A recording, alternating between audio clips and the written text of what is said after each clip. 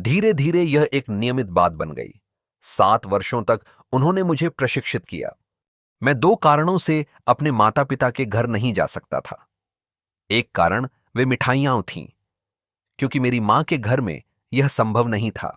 वहां इतने बच्चे थे कि यदि एक बच्चे को अनुमति दी जाती तो सभी बच्चे मांगते, और वैसे भी यह धर्म के विरुद्ध था। तुम पूछ भी नहीं सकते थे। लेकिन मेरी कठिनाई यह थी कि मैं उनके बिना सो नहीं सकता था। दूसरे, मुझे लगता था मेरी नानी को अकेलापन महसूस होता होगा, और यहां अकेला होना कठिन है। इतने लोग हैं, यह हमेशा एक बाजार जैसा है। यदि मैं यहां न रहूं तो कोई मुझे याद नहीं करेगा। किसी ने कभी मुझे याद नहीं किया। वे केवल यह सुनिश्चित कर लेते थे कि मैं अपनी नानी के साथ सो रहा हूं, फिर कोई समस्या नहीं थी। इस प्रकार उन 7 वर्षों के बाद भी मैं अपने माता पिता के प्रभाव में नहीं था। यह केवल संयोग था कि शुरुआत से ही मैं अपने दम पर था। सही या गलत करना वह महत्वपूर्ण बात नहीं थी, बल्कि अपने दम पर करना महत्वपूर्ण था। और धीरे धीरे वह मेरे जीवन की शैली बन गई। हर बात के लिए, उदाहरण के लिए कपड़ों के बारे में भी। मिजरी 01। मैं कुछवाड़ा गांव वापस जाना चाहता था, लेकिन कोई मेरा समर्थन करने के लिए तैयार नहीं था। मैं कल्पना भी नहीं कर सकता था कि मैं वहां अकेला कैसे रह सकता हूं, अपने दादा, अपनी दादी या भौरा के बिना। नहीं, यह संभव नहीं था।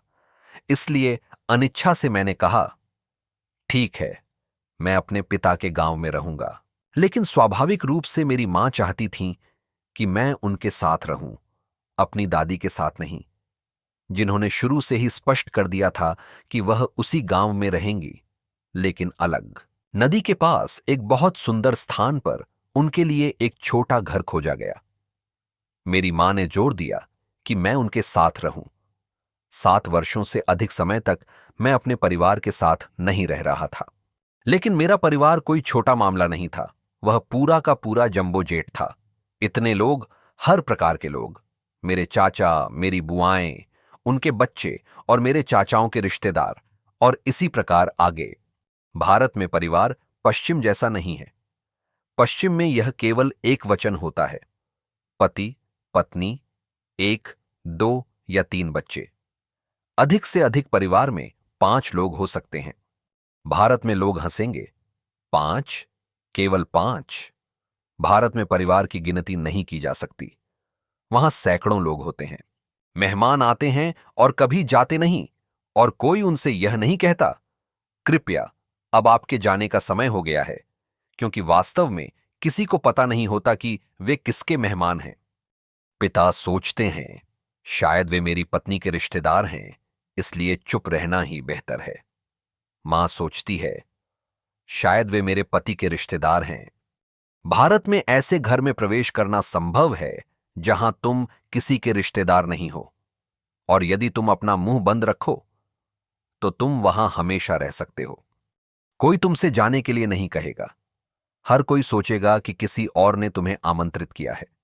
तुम्हें केवल चुप रहना है और मुस्कुराते रहना है। मैं इस परिवार में प्रवेश नहीं करना चाहता था, और मैंने अपनी मां से कहा, या तो मैं अकेला गांव वापस जाऊंगा, बैलगाड़ी तैयार है और मुझे रास्ता पता है, मैं किसी तरह वहां पहुंच जाऊंगा, और मैं जानता हूं कि गांव वाले एक बच्चे का सहारा देने में मदद करेंगे, और यह केवल कुछ वर्षों की बात है। फिर मैं जितना हो सकेगा उतना उन्हें वापस चुका दूंगा। लेकिन मैं इस परिवार में नहीं रह सकता। यह परिवार नहीं है, यह एक बाजार है।